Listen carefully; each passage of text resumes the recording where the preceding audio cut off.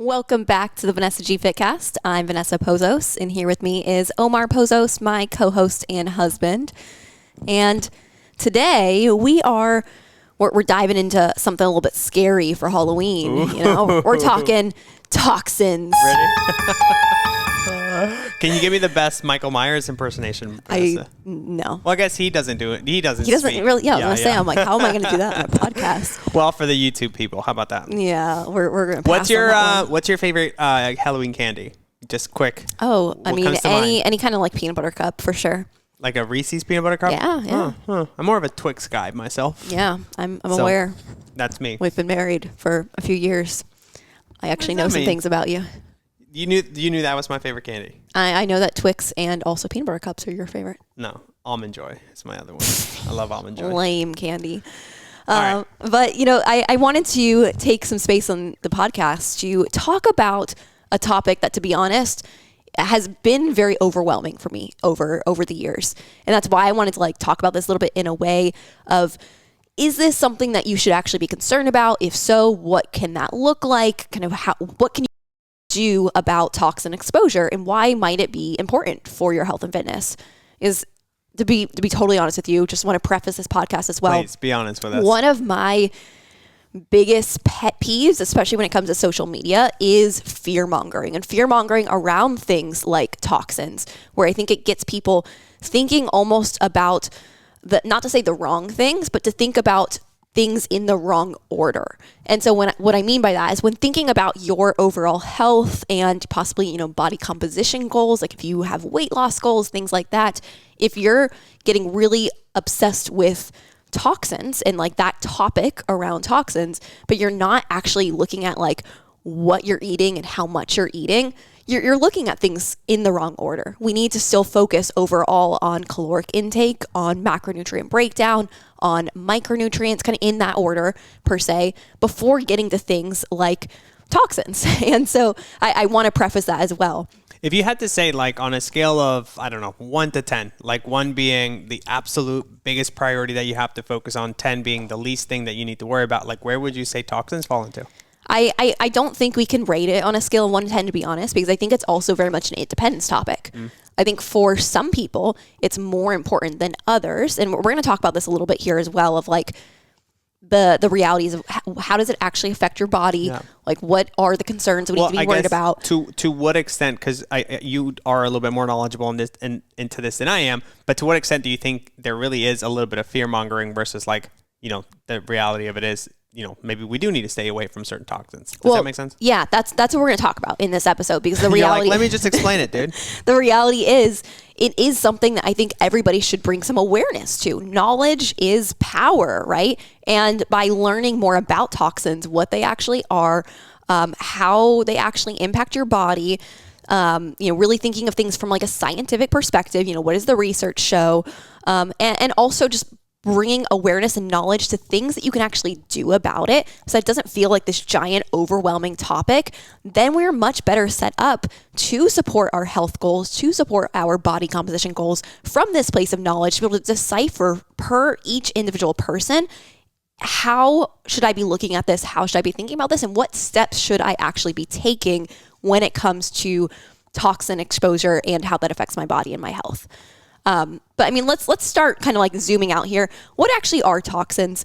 To be honest with you, I don't think I could have really defined what a toxin was if you asked me this question randomly, probably a couple years ago. But if we actually want to define what does that actually mean, I think toxin is a word that's thrown around a lot, and especially in more of fear-mongering types of things. But what a toxin actually is, a poisonous substance that is a specific product of the metabolic activities of a living organism. So what does that mean? Break it down. Yeah. So basically more of what environmental toxins look like are these poisonous substances that come from outside of the body and then become essentially toxic in the body when introduced into the tissues of the body. And that's where they can end up creating these antibody formations, creating immune system reactions over time, and leading to things it can be something as extreme as development of cancer to something more, relevant to what we talk about on this podcast, which is hormonal imbalances. All of these things can be an effect of an accumulation of toxins. Yeah. But ultimately, toxins, especially environmental toxins, they're lumped into two different categories. So you have the chemicals. These are things like BPA, pesticides, things like that. A lot of stuff you hear about, or if you look at products and you'll see this is BPA free. That's kind of what it's referring to, is these chemical toxins that are in a lot of these products. But toxins can also be categorized in terms of metals. So, lead, mercury, formaldehyde, a lot of those types of things as well.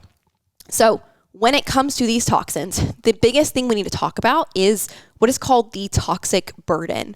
So this is essentially the accumulation of toxins in the body over the course of your lifespan. Because at the end of the day, the reality is it's 2024 at the time that we record this podcast. In this modern world, we are exposed to toxins constantly, all day long, in so many different ways. And that's just the reality. And that's what I think I always had found really overwhelming, is when I start to learn about toxins, how they affect the body, how you are exposed to them. It feels overwhelming because you're like, how can I possibly live this non-tox life? How can I possibly be toxin free? It's impossible. Yeah. To me, it's almost to the point where sometimes I just kind of tune it out. I'm like, exactly. Whatever. It is what it is. Because I can't take my belongings and move into the middle of nowhere U.S. and not be exposed to toxins. I think it's just impossible. Yeah, exactly. I mean, these toxins are coming from your drinking water, from, breathing air and pollution, from personal skin products, from our soil, from food, even from the clothing that we wear. It's kind of scary, the amount of toxins. And it is actually estimated that we are exposed to 700,000 different toxic chemicals on a daily basis, just the average American, which is kind of terrifying. And the reality is as well that this gets even more terrifying. I'm telling you, this is a Halloween themed episode because this stuff is a little bit scary. Maybe that's what we should dress up for as Halloween, just toxins. Could you imagine? Yeah, that would be interesting. People would be like, all right, cool. But initial exposure actually starts in the womb when we are babies. So it's been tested and shown that there's actually, in my outline here, I linked cited actual specific studies here. I'm not going to necessarily read these all out to you guys, but if you want to DM me, if you want any specific citations on things. So there was actually a study that detected 287 chemicals in the cord blood of newborns. So even just pregnant women were already exposing these toxins to our babies in the womb, which is kind of terrifying, but that's just the reality of the modern day world. And I'm purely sharing this information not to scare you, but just to bring awareness that we are exposed to toxins in our everyday life. It is coming from everything. It is, in baby food. It's estimated 95% of popular baby food contains toxic heavy metals. Our big foods, normal everyday processed foods especially, are full of all these different types of toxins, but even non-organic fruits and vegetables, which is why it can be helpful to, shop the Dirty Dozen list. These non-organic fruits and vegetables do contain glyphosate, which is basically Roundup, and is basically, I think that one's pretty much shown to be carcinogenic. Kind of scary. And where is this? What? Glyphosate? How do you say it? Glyphosate. Where do you find this? In non-organic fruits and vegetables. I mean, it's in a lot of our different types of foods. Oh, wow. I did not know that. But yeah, it's in a lot of foods as well. That's crazy. But, conventional meat and dairy, there's a lot of chemical residuals from antibiotics, from the hormones, pesticides, things like that. Non-stick cookware, that's a big one. I've heard of that, yeah. That one's been shown. And just think of how many of us grew up in these decades where there was a lot of these things that were being given to us. It's wow, makes life so much easier. I have this non-stick cookware. Pan, yeah. And then it's a decade or two later, you're suddenly oh, that was actually not so good for our health. That's causing a lot of autoimmune issues in people. Yeah. Or even I know back in the day, this is terrible to say, but if I had a water bottle that had been sitting out and maybe the sun had been sitting on it, I'm like, oh yeah, it's just the water bottle, and I would drink it. And nowadays it's so bad for you given how many of those plastic particles melt and go into the water that you're drinking. There's a lot of research showing of a lot of these things that just stay in the body that they'll find. This one's almost kind of Halloween themed, so this one's almost kind of funny. But I don't have the exact research to cite on this, so don't exactly quote me here. But essentially, it has been shared that currently nowadays bodies decompose slower, and it's estimated because of all of the like preservatives in the human body from our toxic exposure over lifetime is causing human bodies to decompose slower because they're being preserved by the. Why is this funny to you? You're like, bodies. I think that's so wild. That is crazy. That's wild to think about. Have you been like trying to plot my murder and be like, I'm just going to cleanse Omar's body so he can decompose faster? Yeah, something like that. But even like so there's a account, I think her name is Food Babe. I don't remember. I might be getting her handle a little bit wrong there, but she's been doing a lot of work on exposing a lot of like big food industries for the fact that ingredients in the foods in the United States are completely different from ingredients in other countries, because if you look at things like the European Union regulates a lot of these chemicals much more than the FDA in the United States does. And it's kind of scary because there's so many things that have been shown to be, carcinogenic, have been shown to be like developing a lot of health issues in people. And yet the FDA will be like, oh, it's deemed, reasonably safe. Or they'll like have these very sketchy kind of studies that may or may not have been like sponsored by some of those big food companies. It is a little bit scary. And so, I mean, remember so I used to work at an import and export company, and like that was my job, to bring in, food from other countries or export food, into other countries. And we would have shipments, often that would not be approved by certain countries, most of them the European Union, and then they'd be like, oh yeah, no big deal, we're just going to sell it to the US, they'll approve it over there. And then the FDA would be like, yeah, everything's clear, you're good to go. And I'm like, oh, and it was, I mean, things like, frozen fish, frozen, scallop, shrimp, seafood, like that was basically the industry we were in. But just the fact that one country would be like, no, we can't bring this into our borders, and the US was like, yeah, we can do it. And I was like, that's mind-boggling. That is mind-blowing. But even things that I think a lot of people don't realize. So like oral fillings can be a big one. There's, a lot of dental fillings in childhood can actually contain heavy metals and these other harmful substances that are now in your body, just kind of seeping into your system. And that's a big one. I have a friend who recently, she's gone through a big overhaul. And when I think of like people who live like non-toxic, like she is that to a T, like has done all the things, and she's still had these residual health issues. She has some autoimmune issues, and she's had these residual health problems that she could not get to completely go away. It's gotten better and better as she's gotten more and more kind of like non-toxic with her life. She already had, fantastic just nutrition and health habits and all the things. But one thing she just did that was kind of her like final straw was she realized that she had a filling in her teeth that she had been told was not mercury, and she had asked multiple dentists, and they kept saying, no, it's not mercury, it's this other thing.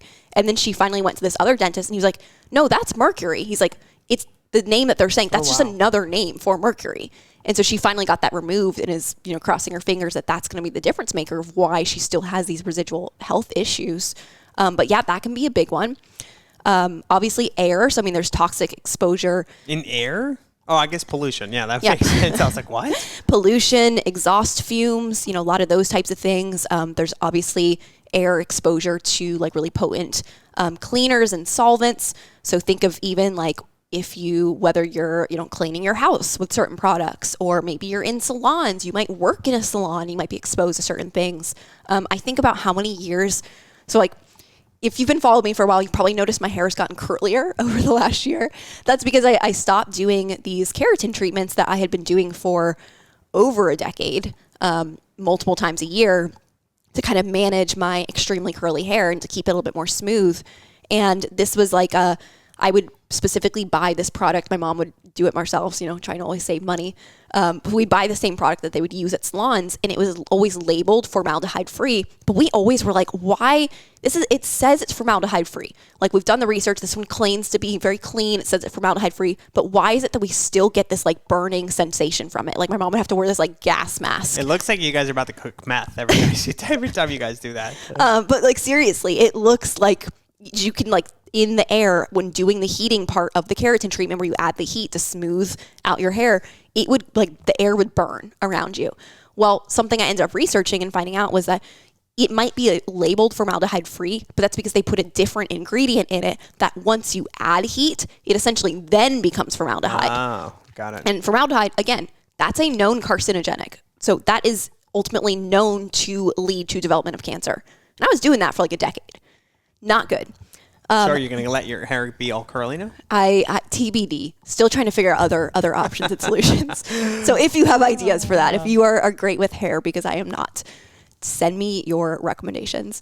But, obviously a big one that people talk about is like exposure on your skin from products, beauty products, makeup, lotions and sunscreens and cleansers and perfumes, colognes, like a lot of these different things. People are becoming more and more aware of that. But even things that we just touch on a day-to-day basis, like receipts is a big one. I learned that recently. Something about like the wax on receipt paper is a bad one. A lot of furniture is treated with this like flame retardant that is also pretty toxic. It's everywhere. It's basically what I'm getting at. And I don't share this to be like, oh my God, it's overwhelming and we're all doomed. No, the reality is I'm sharing this so that we can build some awareness around this and so we can understand, okay, how can we manage our own toxic burden? Well, the thing to understand is your toxic burden, so the amount, again, toxic burden kind of referring to the accumulation of toxins, the buildup of toxins in your body over the course of your lifetime. Your toxic burden doesn't just depend on what all is coming in from all these different things that we're exposed to. It also depends on your ability and the things that you're doing to clear it out, to clear out these toxins, these chemicals, these things that are in our body. So we've talked about things on the podcast like the flush. That is a protocol, a functional health protocol that we do that helps with a lot of this detoxification. Detoxification essentially being a process that is always happening in your body. It is constantly happening, but the degree to which your body is detoxifying, like the kind of like the quality of your detoxification is going to depend on your toxic burden. So if you have just been someone like who I used to be, where I'd be like, oh, I have a liver, I'm good. My liver is detoxing for me. I'm like, I live healthy overall. I'm good. I'm in a solid place. And I just thought my body never needed that extra kind of detox support. The more I learned about this stuff, the more I learned that actually I can enhance detoxification using specific nutrients and giving that to my body and helping my body through that. So that's a big kind of pillar of the flush, is utilizing these medical food powders that specifically contain nutrients that are needed in the different phases of detoxification in the body. Yeah. So there's 3 phases and specific nutrients can actually help with each of those phases to get out the like clogged parts of the detoxing. Yeah. I forget where we've heard this, but somebody, whether it was a live event that we've attended to or a conference, but somebody was saying how sometimes genetics or your environment are the things that load up the gun, but it's your lifestyle, what you do on a daily basis that pulls the trigger, right? Yeah. And I think that's so important too, as you kind of go through these things, because unfortunately, again, we're just surrounded by these things and we kind of have to learn to live with it. But if there's things that you can do on a daily basis, whether it's with your nutrition or your nutrients or the approach that you're taking into your lifestyle that can help prevent these things, I mean, that's what I try and do myself, because otherwise I go crazy. Yeah. So like the flush is a really good, just full body support with detoxification. I honestly, and this is where I hate the word detox. I think it's overused. I think people, I used to see the word detox and I thought it was like always this gimmicky thing, because most of the time it is. Most things that you're going to be told, oh, this is like a detox, it's probably some like juice cleanse that is not at all research backed and not at all actually designed to help you. But the reality is something like the flush and the way that we specifically do it and the way we specifically tailor it to each person, it's not like a one size fits all thing. It is a process that contains certain steps that are the same across the board, but the specific kind of ingredients, the specific functional foods, the specific amounts of those functional foods, and the specific supplements, so meaning the specific kind of nutrients and certain things that we contain in those supplements, depends on the person and the situation that we're dealing with. But we're basically looking at using these medical foods and supplements to amplify the body's ability to detox. Think of it as like if your bathroom tub drain is clogged, we need to go and unclog the drain for it to be able to effectively drain. Your body is designed to drain, but your drain might be clogged and it just needs to be unclogged every once in a while. And that's a big part of doing this. I mean, even remember last night when we were on our walk, what I was saying about like just bowel movements, and like when I'm on this particular approach, just normally I go to the bathroom a lot more often than I would without it, to the point where I'm like, man, I feel like I'm drinking coffee all the time because I go to the bathroom so often. But what you were pointing out was the fact that, well, maybe it's your diet, maybe it's the nutrients, it's the type of veggies, all the fiber and stuff that you're taking in, which of course makes a lot of sense now. Yeah, well, that's even like one aspect to the things that we work on. So when we talk about the phases of detoxification, phase 3 is the elimination. And elimination is happening through your urine and your stool primarily. It can also a little bit happen through sweat as well, but like primarily those are the big ones. And so if you are not having a good bowel movement every day, you probably have a buildup of toxins in the body because they're just recirculating. You're not getting it out. And your body might even be doing phase 1 and phase 2 to get it ready to get out of the body. But then it's maybe getting stuck in the colon because maybe your digestion's not in a great spot. And then guess what? It's just going to get released back into the body. And that's where you can start to have more and more, even like symptoms of having excessive toxins, which can also, again, like sometimes when I go through these lists of symptoms for things, there's so much carryover between symptoms of hormonal imbalances and gut issues and, excessive toxins and all these things that it's hard to say, oh, well, I have these symptoms, so it must be this thing. The reality is all these systems of the body impact each other. So that's why there's a lot of carryover in symptoms. So just like we talk about, whether it's with certain hormonal imbalances, common symptoms are fatigue, low energy. That could also be because of excessive toxin buildup. Mood issues like depression, that could also be from excessive toxin buildup. Cognitive issues like brain fog, memory problems, headaches, metabolic resistance. So having trouble losing weight. Again, this is why this stuff is important for body composition as well. All of these types of things can also be due to excessive toxin exposure, which is why this is something that we do work on over the course of time with clients. It's not something we tackle right off the bat for most people, because again, this is not the most important thing typically. We need to get the low-hanging fruit and not get obsessed and overwhelmed with something like limiting our overall toxin exposure when we're not even sure how much we're actually eating or what types of foods we're normally eating or our water or our sleep or our stress management or all these kinds of like low-hanging fruits. So again, as I talk about these things, I don't want anybody to feel like, oh my God, I need to jump into this non-toxic lifestyle. There are things you can absolutely start to do and start to work on, but this does not need to be something that you dive into first. This should just be something on your awareness that you ultimately should start to work towards to the best of your ability, of course. The other thing too that I wanted to highlight too was the point of what you were saying is, sure, this is something that we need to look out for, but there are other levers that we can pull. I was just on a call the other day with a potential person that was interested in our program, and she was like, I'm just going to work with a functional doctor, and I want to take the supplements, and I want to, feel better, and my body's going to react. I'm like, well, yeah, sure, that's going to help. But I'm like, you still have to dial in the nutrition. You still have to do the training. You still have to get to a place where you don't depend on supplements.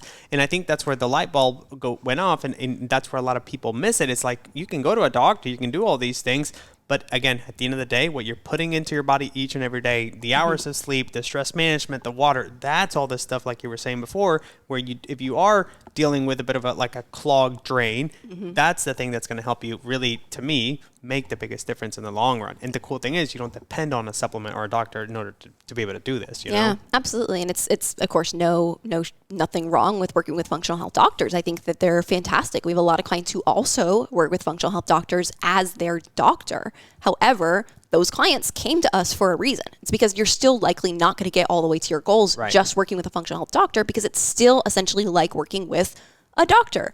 You have to make an appointment, which is probably going to be a few months to get into that appointment from all the people I've talked to in these situations. That's typically their experience. I have to wait a few months, and then it's like you have this one conversation where they might dive more into symptoms than your normal doctor does, which I love and is fantastic. But it's still not diving super deep because it's like a one-time conversation, maybe filling out some forms and getting that information, and then it's probably pulling some labs before we've even worked on nutrition and things, which I think often is a waste of money to go right into labs. We need to get nutrition and everything in a strong baseline and then see what's showing up on labs. It just, I could go down that rabbit hole, but it's not what we're here to talk about.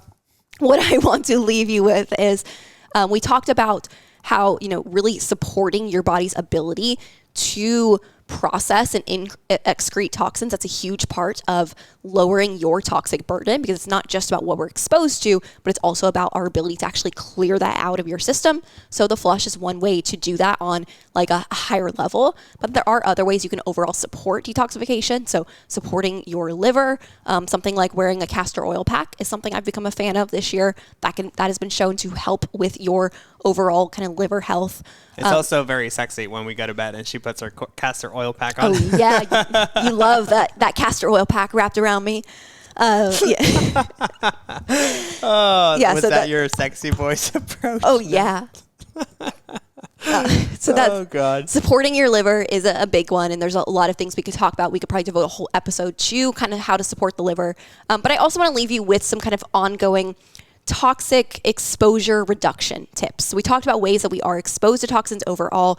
Well, what you can also do is look at just assessing kind of what you're currently working with, essentially. Assess the type of water, like your quality of water. You can look up online, depending on where you live, what is actually in your water locally, and then think about what kind of filters you're using, and you can look up what the filter that you use specifically is filtering out to kind of see what you might be left with in your water that you're drinking. We could be looking at the type of food that you're eating. Obviously, going towards more of a whole food diet and less of a processed diet, that alone is going to eliminate our toxins. Then we can go on like different levels of that, of talking about, eating more organic, eating more like pasture-raised or grass-fed types of meats and things like that. But again, there's levels. It's not all or nothing. It's doing what you can within, of course, your budget, your lifestyle, your belief system, all of these things we need to factor in. There's cosmetics. So there's other ways that we can look at lowering our toxin exposure by just being aware of what's in the products that you're using and that you're putting on your body. Cleaning products, household products, looking at all the things that you're exposed to, the type of cookware you're using. We talked about nonstick pans being a bad one. maybe consider looking at the quality of the pans that you're buying, or even just getting like a cast iron skillet. That can be really helpful. That can also help. I have a cast iron skillet. It's the best. Cast iron skillet also, side note, can help with getting a little bit more iron into your diet, which is important for women. You have to be a little bit more careful about that. As men, you actually don't want too much iron. But anyway, that's another benefit there. Food storage, are you storing your food in like plastic, where that plastic might be seeping into, that warm, hot food? Especially if you're heating it up, right? Yeah, especially are you heating your food in plastic? All these types of things. And I say all of this as well as like, I'm right there with you guys. I am not great at all these things. It's stuff I'm always constantly working on, and kind of year over year, I would say we get a little bit better. Last year we upgraded all of our Tupperware to high quality glass Tupperware, as opposed to before we had a lot of plastic What's Tupperware. the brand that we use? Pyrex, right? Yep, I really like Shout Pyrex. out Pyrex. If you want to sponsor us, go for it. Yeah, okay. Babe, I'm trying to get us a sponsor. Another big one that I used to be really bad about, especially this time of year, I always want to use the really good smelling scented candles, because, I want my pumpkin scented candle. I want my like Christmas scented candle. But the reality is that stuff's not so great. And I even like last week, I was dealing with a sinus infection, and we had just gotten back to our house after being out of it from the hurricane, and we just got our power back on. So the house was like a little bit stuffy smelling. So I lit several scented candles throughout the house. And I'm not kidding you, within the hour, my sinuses felt a lot worse. And so that's for me as like an acute sign that, that might be a little bit irritating to my body. So instead of using like the air fresheners and the scented candles, aim a little bit more for essential oils and diffusers. That can be a more natural way to get that same effect. Little things like taking off your shoes before you enter the house. That avoids tracking in chemicals from outside. That's one we're not great at. We should probably do better at. Yeah. Reducing chlorine exposure by attaching filters to your shower heads and your kitchen water. That's a big one. Like actually the heat of showers as well can cause possibly like residual chemicals even on like your tile from like cleaning products as well to then be turned into like a gas that can become toxic too. So there's a lot of things here. Avoiding personal products with, I can never pronounce this correctly, but phthalates, paraben, 4-MBC. Omar's laughing at me. Well, I didn't know how to pronounce the word either, so I was waiting for you to do it so I could make fun of you. And using chemical-free products in your home. So just looking for like soaps, detergents, cleaning products, dryer sheets, weed killers that are just don't contain some of those ingredients. And so specifically to help you do that, there is the Think Dirty app is a great one. I believe you can scan the actual product with that one and get the kind of like safety ratings and just get some like different product guides. EWG.org is a great resource for this. The Skin Deep app is another great resource. So there's a lot of places that you can look and find products that might be a better fit for you and your family, your environment, your lifestyle. But just maybe think about from this list, what is something small that you can work on doing maybe over this next year? And if you just think about like every year, let me see if I can improve one of these kind of areas, that right there is going to limit your toxic exposure over time. And at the same time, like we talked about, if you do things to help overall support your body's detoxification process, then you're kind of helping it on the other end of getting those things out. Doing those things year over year, a little bit better, 1% improvements, that could have a huge difference on your health, your family's health, and even things like your body composition and how you feel, energy, cognitive, mood, all of these types of factors as well. So anything else there? No, I'm good. Well, I think that is enough to leave you guys for today. I hope this was helpful and not overwhelming. If this was at all overwhelming, or if you have any other thoughts, questions around this, please shoot me a DM on Instagram. I love to chat more with you guys about the things that come up for you when you listen to these podcast episodes. So just reach out to me there. And do me a favor, share this with a friend, get the word out there, and leave us a 5-star rating and review. But that's all for now. We'll be back next week with another great episode. Bye, everybody.